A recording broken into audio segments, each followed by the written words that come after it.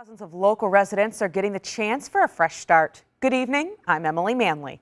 Today is the first of 3 amnesty days for those with outstanding warrants for minor infractions. That's right, there will be hot air balloons taking over Vince Grady Field at WIU for the 30th annual Macomb Balloon Rally. This year's theme is Day of the Dead. Tonight the WIU Jazz Band will play, and then Saturday night, you're not going to want to miss this. The Balloon Glow takes place at dusk. If you've never been, totally recommend it. When we brought you this story on Good Morning Macomb, these 2 students just wanted to get the word out about the benefit and get people in the door. But instead, they had so many people show up, they had to put a cap on the event. People who attended the benefit not only left with a new decoration for the holidays, but with the feeling of helping a 1-year-old boy with neuroblastoma. Danny and Bree, we are here in downtown Canton. I want to let you know we just got out of a press conference about 20 minutes ago, and the Fulton County coroner, Steve Hines, did confirm with me the man that did pass during this explosion was Arturo Silva Jr. He is 38 of Mapleton, Illinois. All we know as of right now is that 48 buildings need few repairs, 6 need repairs, and 3 are a total loss. But that's it for right now. I'm in Canton. Any updates we will bring you on Facebook and Twitter. Just search News 3 WIU. Reporting in the downtown Canton Square, Emily Manley, News 3. Now, Emily, you've been there in downtown Canton all day. Can you tell me what the mood has been like there? Danny, I have to tell you, the neatest thing about this whole thing is their downtown square has tons of historic buildings, and a lot of it is ruined. Now, a few of the stores around the Canton Square has still not been open. JCPenney's is planned to open this Friday, and there's a bridal shop right on the edge of the square that is not sure if they're reopening yet. They had a lot of debris that went into their store, their windows and their doors all shattered in the store, and then a lot of the gowns that the bridal store had were ruined and were fallen over. 6 miles north of Macomb is a 1,200-acre park with hiking and biking trails, a 240-acre lake, and more than 100 campsites. And now, 4 new additions for campers to try. Spring Lake manager Ryan Hansen spoke to News 3 about how the park is becoming more accommodating for all types of campers. I myself traveled to Eastern Illinois University and University of Illinois to hear how the budget is controlling university decisions. One of the most recent cases of the flu, though, have popped up around the Chicago area. I spoke to a local veterinarian on what exactly this virus is doing to canines. Freaking out. Taking a look at the current surface map, I wanted to show you all that cloud coverage that is sitting over the Midwest from Kentucky, even a little bit of Tennessee here to Illinois and Missouri. Well, all that cloud coverage is due to that front that moved through yesterday, which caused it to rain all day. I threw the almanac up there so you could see that at one point it was 85 degrees. It was 13 at one point, but let's not discuss that because we're sitting about average for this time of year. Average is 56, and as I showed you. Now, the lights can have a decorative element to them as well. If the Cards or the Blues are in the postseason, they can be red or blue. And the lights are expected to be up by the end of the year. Reporting in downtown St. Louis, Emily Manley, News 4. The heat takes a toll on us on days like today when it's been the highest it's been all summer, especially on those who are elderly and have a medical condition.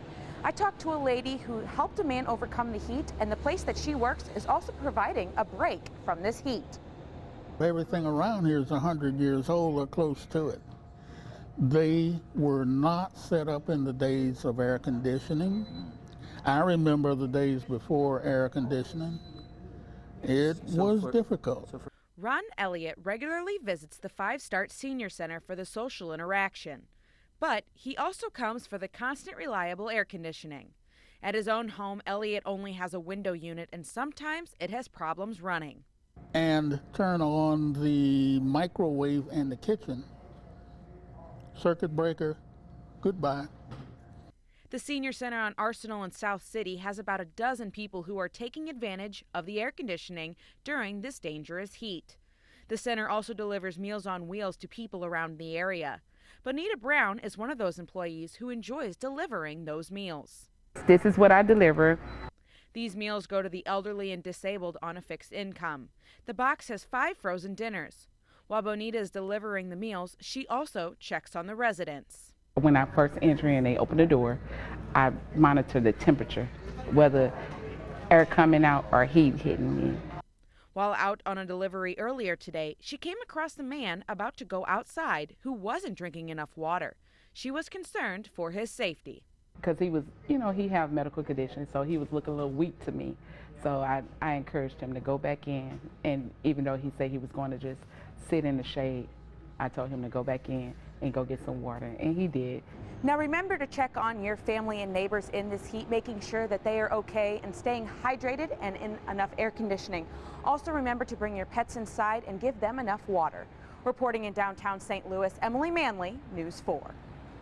Around the area, 44 degrees in Macomb, 55 in Beardstown, and 55 in Quincy, all sitting about the average for this time of year, as I said. I did want to put the temperature map up to kind of give you an idea here. You can see that even in the northeast, they're above average. Everyone has been above average for this time of year. And Philando Castillo has ties here to St. Louis. From his family, his grandfather graduated from Sumner High School. He moved away to Minnesota when he was young. Whether you've been experiencing musical theater since you were a little girl, or you've been waiting your whole life to see a show in New York City, you don't have to spend a fortune to experience the lights on Broadway. You can see a show like The Lion King on Broadway, which has been here for over 14 years, for $90 to $200. Cora, we are here at City Hall, where the mayor just addressed the media, talking about the body that was found on the 300 block of University Avenue, and it was the fire chief, Andy Taylor. They say that Taylor graduated from Western in 2002 with a degree in law enforcement and justice administration. He was also an adjunct professor at Western, teaching in the LEJA school. Macomb Deputy Chief J.R. Hyde has been named the interim fire chief until the city can go through the hiring process for a new chief. Hyde joined the department in 1998 and was appointed deputy chief in 2009. The investigation into Taylor's death is still ongoing. Hundreds of local children are ready for the start of a new school year. Today they attended the Beyond the Backpack event at Normandy High School. Cancer is the most common of all human cancers in the United States, with over 1 million people diagnosed each year.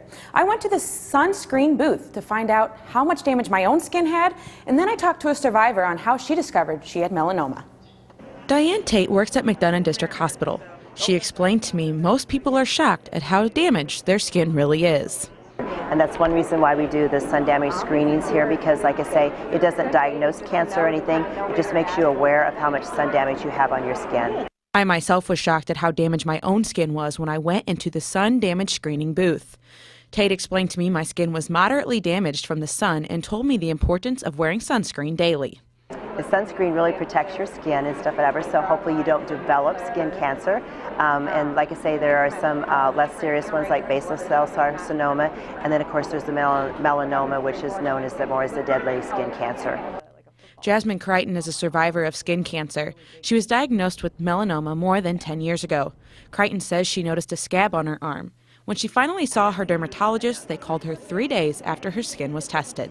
I knew when they were calling me so soon after they saw me that something was really wrong. I had me come in and they told me it was melanoma. The mole looked like, it was really dark and it was smaller than a pencil eraser and it looked like a scab. And that's what I originally thought it was. I was just tired of it being on my arm, so I kind of just scratched it, and I scratched it off, and it came back and it looked exactly the same, and I thought that's really weird.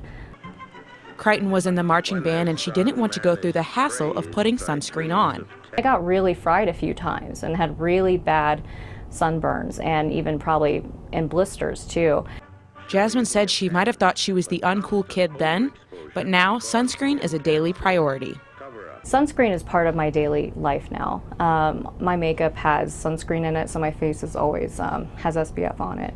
And I cover up for the most part, but when it comes to summertime and it's warm out, I do spray myself with sunscreen.